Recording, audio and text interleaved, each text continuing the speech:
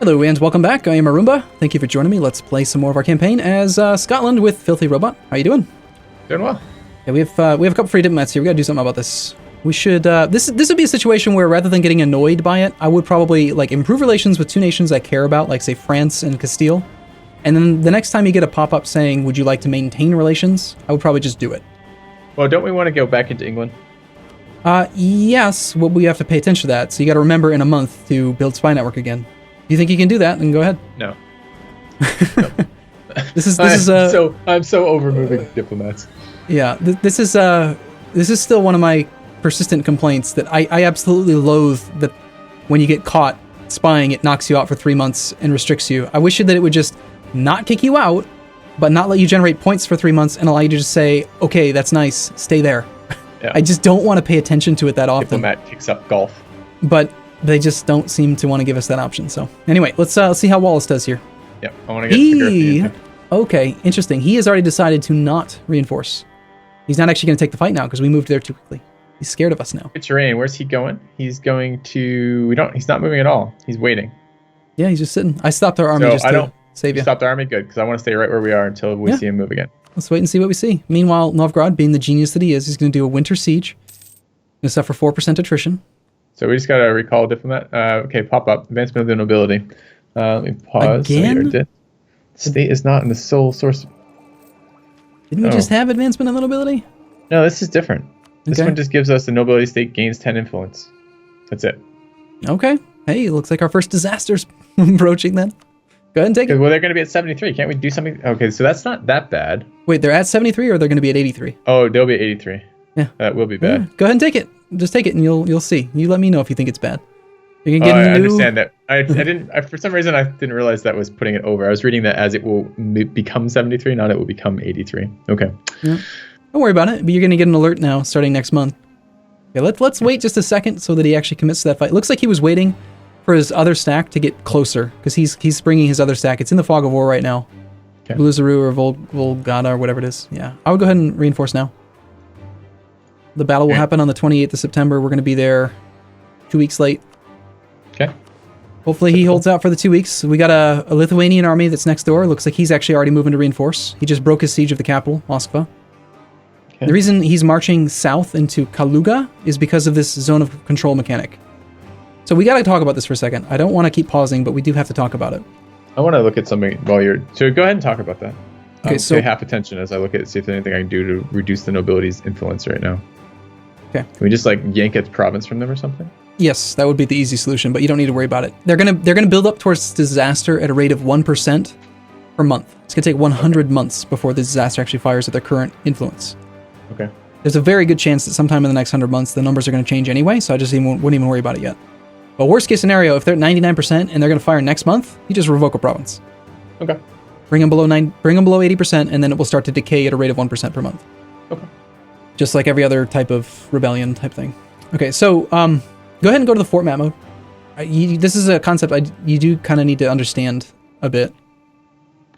So you're looking at the fort map mode. Can you see in where the Lithuanian army is, the Moskva province?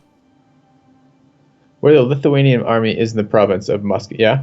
Okay, so you notice how he's marching into Kaluga. Marching into Kaluga, yeah. The reason he's doing that is he's trying to reinforce the battle that's going to happen in Tver. The reason he can't march directly into Tver is because he's restricted by the zone of control of the fort that is in Moskva. So what happened is, you see the red dashed lines in Kaluga and Tula? Yep. He marched in from somewhere to the southwest, probably Kaluga. He got to Kaluga, and then because he's in that circle around the fort that's in Moskva, he has a choice. He can either leave the way he came, or go to another province that he would have normal military access through, or he can move on to the fort that's in Moskva. From there... But isn't the province of Kaluga also in the zone of control of the fort in Tver? No, they do not project zone of control into enemy territory. That is a weird little thing that was only in the beta patch. Okay, so... Hold on a minute, I didn't know it was enemy territory. No, wait, what the fuck? Tver is the same... They're both Muscovy. Yes. Tver's not projecting his zone of control. It's a capital fort, not an actual fort. So it's under the capital zone... fort, not an actual fort. I hear... Okay, I thought what you were trying to tell me was that... let me go find the map mode again. It's fucking irritating right now. There he is. I thought what you were talking to me about was basically a fort. It's just sat in the center. All the other provinces. It's basically restricting your access to those other provinces until you've gone through that fort. Yes. Now, what I don't understand is when you have adjacent forts. What happens with adjacent forts? You're telling me that the fort in Tiver is not an adjacent fort.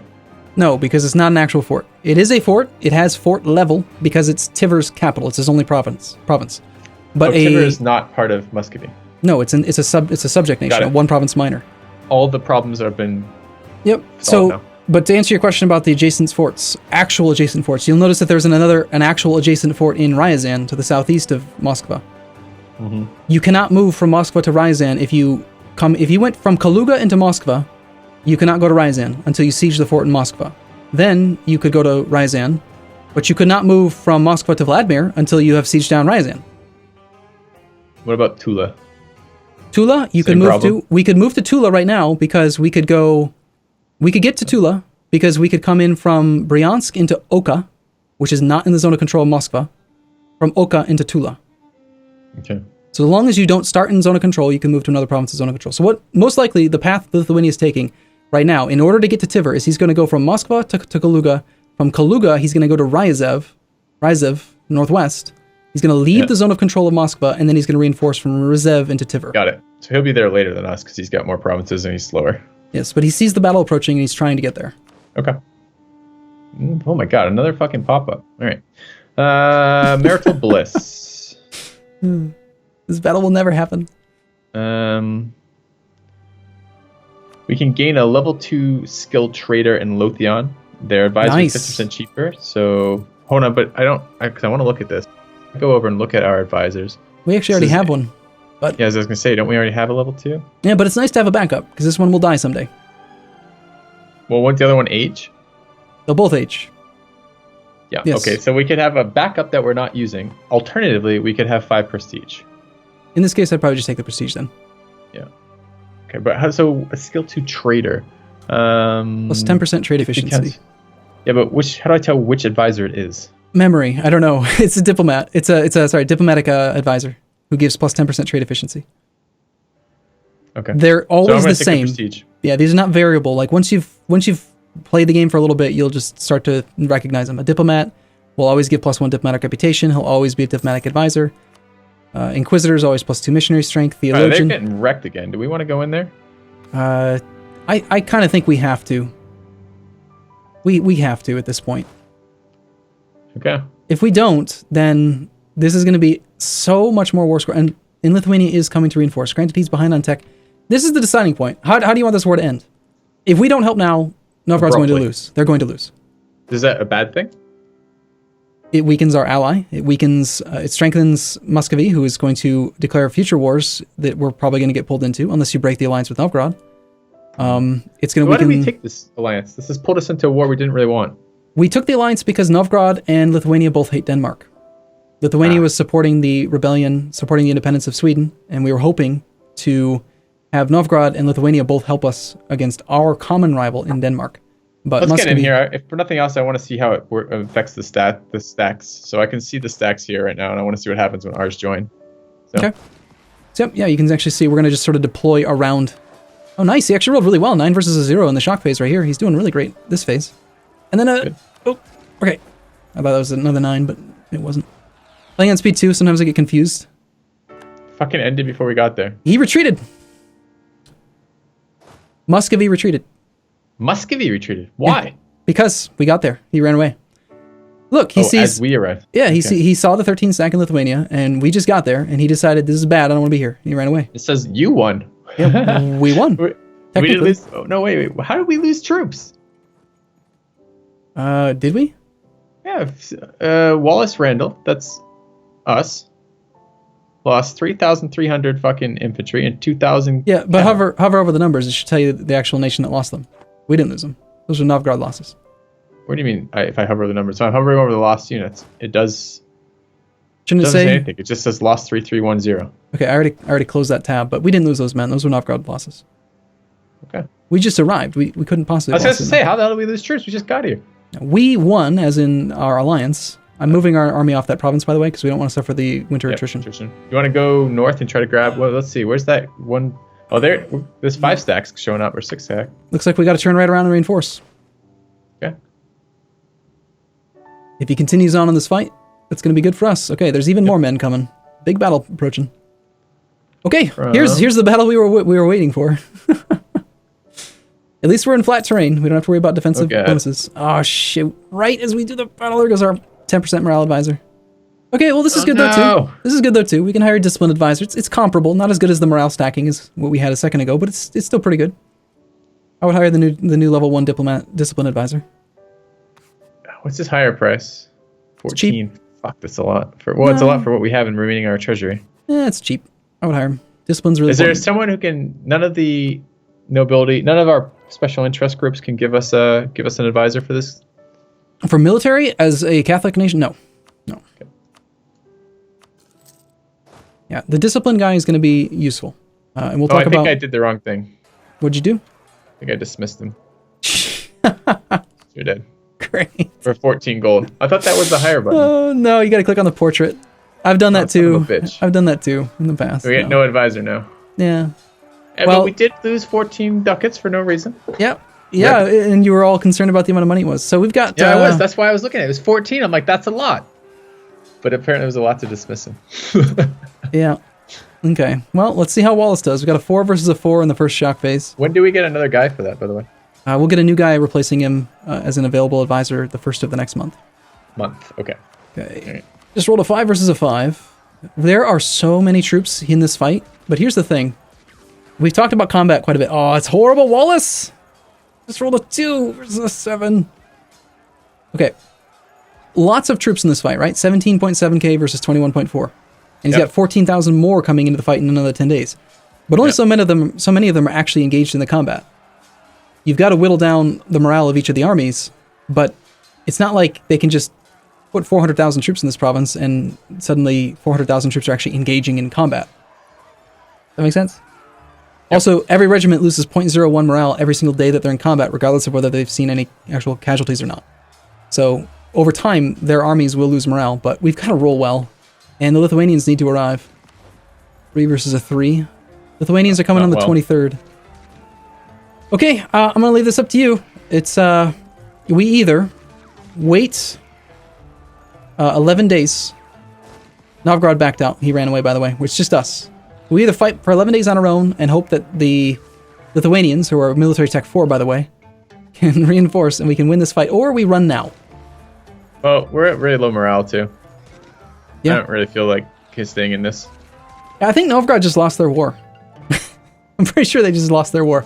We're not going to help them anymore, are we? Let's just do something. If you retreat right now, you are going to be allowed to do something called a controlled shatter. Yeah, I don't know how to retreat. Okay. I just want to talk real quick about the difference between a controlled shatter and an uncontrolled shatter. Okay. If you lose... I'm going to guess, just based on that we have some control over where we go. Exactly. But specifically when and why you're allowed to do it. Okay. If you have less than 0.5 morale in your army itself, so select the army. While you're looking at the battle, you should see the normal little listed armies in the top left. Wallace Randolph, normal morale bar. We're at 0.88 morale. Yeah. Or if you hover over the morale indicator in the actual battle itself, again, same thing, 0.88. We have more than 0.5.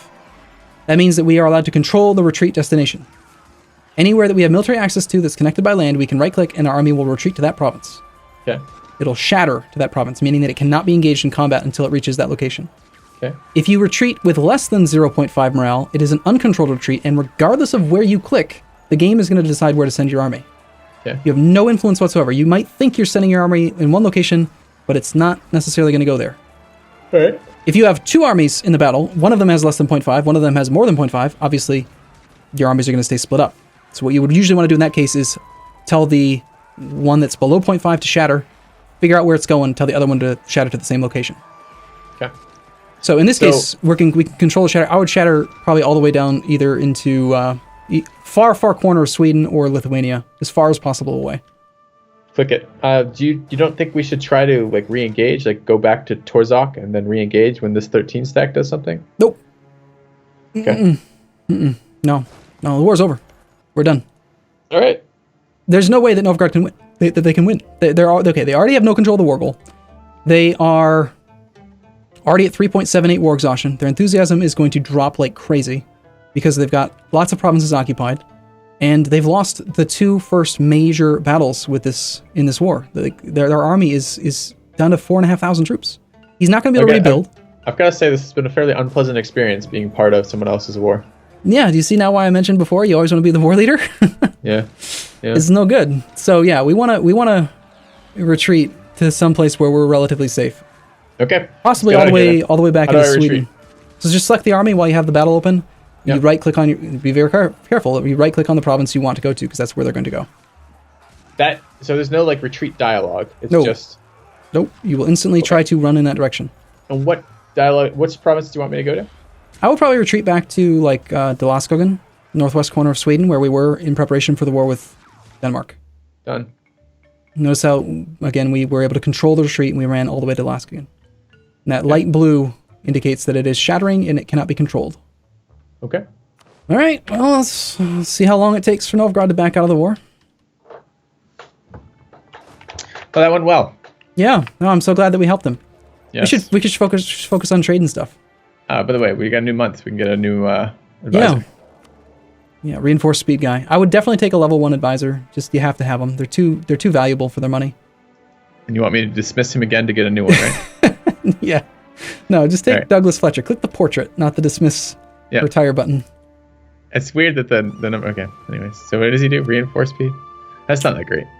Well, not horrible. Instead of reinforcing at 100 men per month, you can reinforce 133. It can be useful, especially if you have a guy with low maneuver. But you want us to recall this guy from Castile? Sure, if you want. I said maintain just because I'm tired of getting pop-ups about advisors. Yeah, I was going to click that too, but I thought we were going to go back to building on England. Okay, go ahead. Yeah, go do it. Okay.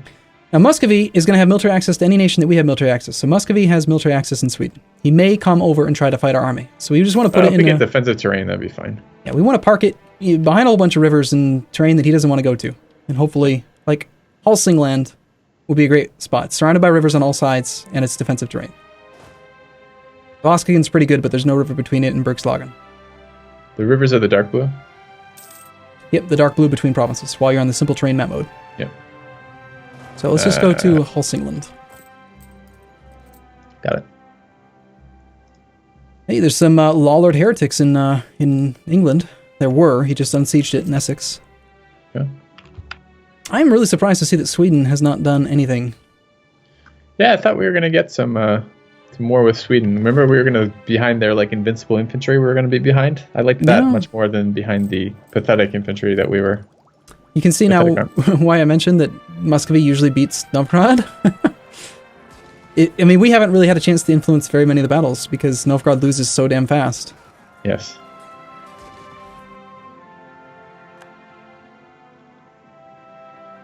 Can we individually piece out of this or no? Because that would break our alliance? Yes, we can.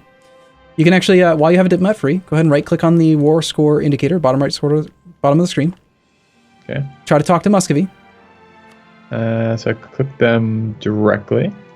No. If you just right-click on the actual indicator itself, it'll automatically go to peace deal negotiations with Muscovy. Yes, I'm in there, but I don't know that. But it shows everything here. It shows all the flags on both sides. I thought we were trying to individually piece out. Yep, but okay, now read the summary. We are nearly negotiating for ourselves, and they are negotiating for their entire alliance. Okay. They are at currently negative 21 reasons to accept a white peace. Basically, they won't let us out of the war yet. Which is kind of stupid, actually, because they should be totally all for having a major ally in the war. Just peace out, but... Okay, but they're not. He's not gonna, because he wants to keep fighting. War's going in his favor. He's gonna get things that he wants. He's thinking maybe he can get some money from us, war reps. Who knows? We're not paying him war reps. No, we're not gonna give him anything. We're just gonna sit here until Novgorod gets full occupied, and then pieces out, and then we're just gonna have a truce with Muscovy for no reason. Yep. We're not helping anymore. We cannot afford to just let this is horrible. Yeah, it didn't go well. Epic failure of a relationship. You don't want to go try to snipe that 6-stack? I don't, no, personally. You can if you want. It's going to be costly. Why? Because we're going to end up take casualties. Yeah. It's up to you. I kind of want them to let us out. So I'm going. Okay. That might encourage him to let us out, right? If Muscovy's army strength is weakened, if he picks up war exhaustion, if time passes and the war gets, the length of war modifier goes down. Ooh, this I like. What's what? A new alert saying we can get an idea. I did see that. Okay. Yeah, we can purchase them. Let's do that. Yeah, money. That's more fun than losing. Yes. Take it. Do it. All right. Buy a diplomat? Buy the free trade, the merchant, you mean? Plus one merchant, yeah. Okay. Yeah. Okay, from this point, I do think we should just real quick, we have to take a break in a moment, but I think it's time we should actually, since we've gone trade ideas, we should change our game plan here for income. Right now, if you go to the economy tab, we're making 0.44 ducats a month in spoils of war. We're privateering the trade zone of Bordeaux, and that's earning us 0.44. Mm-hmm. Meanwhile, we're collecting from the North Sea 2.22 ducats. Mm-hmm. We're also collecting from the English Channel 0.4. We have a couple of choices. We can try to steer trade towards the North Sea and collect trade there, or we could try to steer trade towards the English Channel and keep working into the English Channel and collect trade from there. Now we have an extra merchant to place, so probably the best location for him is going to be in either in Lubeck or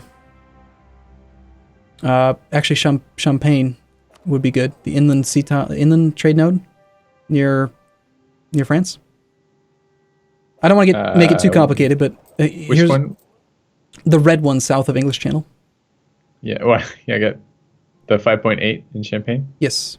Okay. The reason why I think that would be a good location is notice that it's got that little kind of circular picture in the top right corner of it. Yeah. That indicates that it's an inland trade node.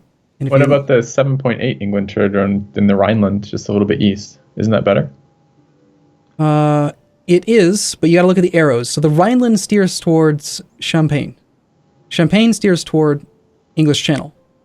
We want to steer toward the English Channel. We don't necessarily want to steer from the Rhineland to Champagne. Oh, these arrows mean something? I just assumed they were where the trade was already going from. This is steering? This is the only direction that it can flow. So from Champagne, it can either stay, like people can collect the money, or they can steer it toward the English Channel, or it can be steered toward Genoa. One of the two. Yeah. So here's what I'm thinking. We take our new merchant, we tell him to go into there. The inland trade node's going to give us extra trade power. It's just a thing. You get more. If you go to the trade. You already sent him. I wanted to see the interface. What does the interface look like when I tell it to steer something? Click on the actual Champagne thing. Yeah. You should see two buttons. Collect from trade, transfer trade. Yeah. Those are the only two options. Just click transfer trade. And what would collect from trade do here? We would use the trade power we have in that node, which is 0, to generate revenue. Okay. Since we have zero trade power, we would collect almost no money at all. By steering, if you go to the trade tab, F15, trade summary page, I don't think we've even spent much time on here. Okay. You'll notice like the 8th or 9th one down, inland bonus, plus 50. Yeah. You get plus 1 trade power when steering in inland nodes based on how much development you have. We have 176 development, so we cap out at the maximum of plus 50 trade power when steering using inland caravans. So basically, by putting a merchant here, we get 50 trade power instead of just the 2 that a merchant would normally provide in any other sea, any other trade zone. And we can force more of the money that's inland right now into the sea where we live. And is our guy in the sea, is he collecting? The guy in the English Channel is right now, yes. He's not making like any money at all. But very soon, after our next war with England, he very well might. Okay. So for now, that is like probably the best location to have that extra merchant for now, because we just get so much more trade power out of him. Right. You sent him? I did. Right. Okay. We can't reach the White Sea. Unfortunately, it's out of our trade range. Okay. And I would actually probably do.